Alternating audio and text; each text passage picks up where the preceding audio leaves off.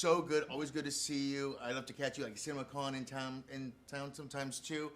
We have a little time, so let's get through these questions. Let's go. So, first and foremost, when you create a universe, you can go down a rabbit hole. You can go Tolkien, Herbert. I mean, there's a way you can go way down. So where did you set your markers, your bookends to say, okay, this is where we're going to create it without going too deep? Or I know you're already a Snyderpedia when it comes to your universe too. No, we did go too deep. And that is to say, I mean that in the best possible way, was that the way we kind of approached it was that we went, okay, so we know the basic premise, right, which is pretty straightforward, but we know that the mother world, the bad guys, our relationship to the bad guys is sort of the big look, Velt is Velt. It's like it's a farming community. Their history is probably pretty straightforward, which we also did. But anyway, so we went back basically to the sort of Genesis origin myth of the mother world and built that way, right? We built what was their Stone Age culture, what was their medieval culture, what was their Renaissance, what was the spark that took them to the stars, and so we did that insane mythological backstory, the royal family, the whole thing. And then we did it to Belisarius as well. Like, where did he come from? Why? And so we have this because it was important to me that we weren't going to, I wanted to paint in the corners because I knew as we go deeper into the world, you don't want to trip on your own feet and go, oh shit, we can't do that cool thing we want to do because we already did this thing.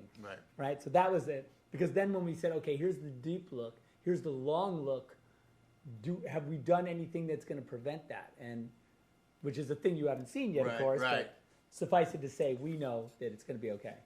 So, of course, I was born in the fires of Comic-Con, so the definitions, titles matter to me. So, first and foremost, name Kai's ship. Did you come up with something on that? There's a ship we see a lot in part one. Is there a name for it by chance? There is. It is called the Hitachi. The Hitachi. Very cool. And two, is there a name for our lovely glowing swords, particularly you guys came up with? Well, I mean, their Oracle Steel is the name of the metal that she has. The swords themselves have a couple different names, but I think Oracle Steel as a concept is the thing to stay with. Because even the Kryptonians, that's Oracle Steel as well. And of course, it's connected to her, and that's how it heats up too. Yeah, you'll see in movie 2, she has to chop her own arms off, to use the swords, because you can't just hold them. Right. Because the gauntlets power them. Oh, okay. Yeah, so that's part of it. And then, is there a name for our evil religion as part of the mother and everything too? Well, the Scribes. Yeah. Is there a name for that religion over? Well, let's see. Is there a name? Because there's religious, there's tech together. So yeah. The Ministry of Information really ends up being the sort of religious body. It's a religion of information is really what it all boils down to. What you realize is that the scribes they write down everything they see.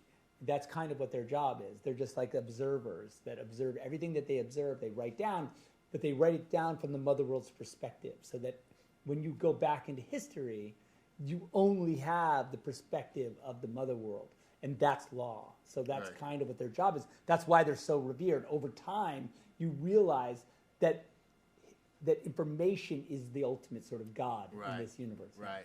And then the manipulation of that same thing. Sorry. No. When it comes to this story, and I'm watching, I only got a chance to watch it once, which is a problem for me already because there's so many things.